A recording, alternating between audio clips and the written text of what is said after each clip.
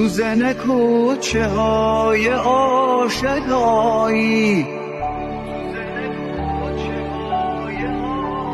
پر شده از پاییز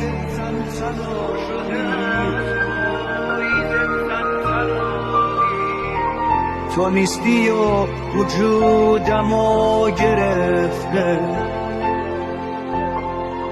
شاخه پشت پیچک